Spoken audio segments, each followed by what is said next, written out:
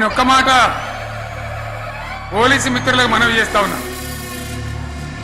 ప్రజాస్వామ్యంలో ప్రజలకు అడిగే హక్కు ఉంటుంది, తప్పకుండా అడుగుతారు ప్రజలు. ఈ అడిగే హక్కును సోషల్ మీడియాలో బీఆర్ఎస్ కు సోషల్ మీడియా వారియర్స్ ఉన్నారు, వాళ్ళు బ్రహ్మాండంగా పనిచేస్తున్నారు, ఖచ్చితంగా అడుగుతున్నారు ప్రజల తరపున.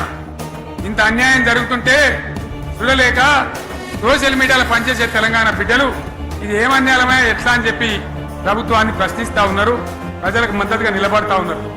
వాళ్ళ మీద కేసులు వాళ్ళని పట్టకపోవడు పోలీస్ సోదరులను నేను అడుగుతా ఉన్నా, మీరెందుకు తునుకులాడుతుండే?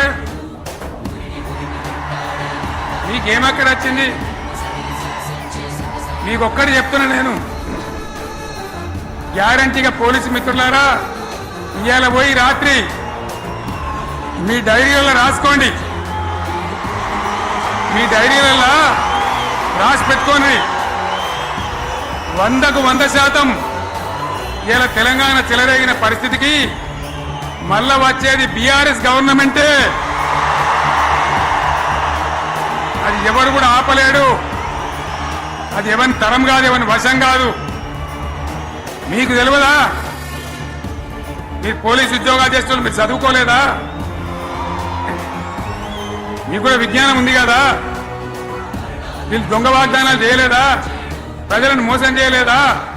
ప్రజాస్వామ్యంలో ప్రజలకు అడిగే హక్కు లేదా?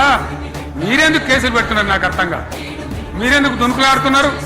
మీరెందుకు బలైతారు? రేపు మీకు రాజకీయాలు ఎందుకు? మీ డ్యూటీ మీరు చేయండి. మేము బీఆర్ఎస్ ఎప్పుడు శాసనాన్ని ఉల్లంఘించం, చట్టాలను ఉల్లంఘించం. అయినా నేను ఒక్క మాట మళ్ళా చెప్తా ఉన్నా, మీకు ఆల్రెడీ చెప్తా ఉన్నారు పార్టీ నుంచి, ఎక్కడ ఎవరిని మీ మీద అన్యాయం కేసులు పెట్టినా మన టీఆర్ఎస్ లీగల్ సెల్ వీరులు ఉన్నారు, మీరు భయపడే అవసరం లేదు. న్యాయస్థానాలని అక్కడ పోరాటం చేద్దాం. మీకు అండగా కేసీఆర్ ఉంటాడు, బీఆర్ఎస్ ఉంటుంది, అందరం ఉంటాం. ఇక ఈడికెళ్ళి నేను కూడా ఊకోను, నేను బయలుదేరతా.